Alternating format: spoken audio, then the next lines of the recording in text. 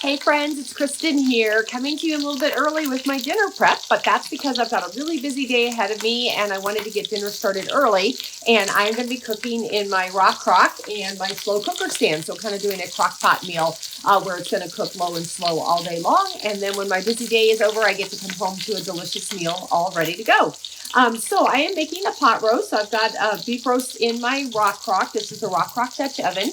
And it's cooking on top of the stove right now because I want to get a nice brown sear on the meat. I don't know if you guys can see that, but look at, I've already done the one side and look at how beautiful that is. Getting that nice sear, kind of locking in all those flavors and just giving it a nice little texture with the slow cooking. It's not going to be, it's going to just have a, like I said, just going to have that nice little crisper texture to it when we get to the end of the cooking. And then to flavor it up, I'm using my favorite, which is the herb and onion slow cooker seasoning. So I'm just going to take a couple of tablespoons and add it to about 1.5 cups of water. The recipe is on the package, so it's really nothing that you have to figure out. And you can add a couple of, do a little extra, I always like the extra flavor.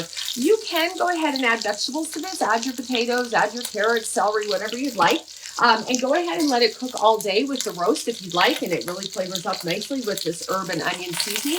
But I tonight want mashed potatoes and I want roasted carrots. So I'm not going to put it all together, even though that would make it that much easier when I get home. It's just not quite what I'm in the mood for today. So I'm going to go ahead and get this mixed up. We're going to just do the roast, but again, you can add your vegetables to it. And I think this is nice and brown. So I'm going to go ahead and take my Rock Crok and now move it to my slow cooker stand. And let me turn off my stove there. And then this is where it's going to continue to cook. Now, what I love about using a Rock Crok and the slow cooker stand for these types of meals is, as you saw, I could start it with the crock right on the stove and do any browning or cook the hamburger or whatever I'd like to do for that meal. I always just like that little extra texture to it. Then put it in the slow cooker stand for cooking all day. I'm going to go ahead and add my, my water with the seasoning to that. And add that in there. And that's just going to flavor this up so beautifully. And I like all those extra herbs that are going to go right on top. Let me just kind of spread them out. And put the lid on. And then turn this. We're going to let it cook. Now, you could do with the slow cooker, you can cook low and slow for 8 hours, which is what I'm going to do.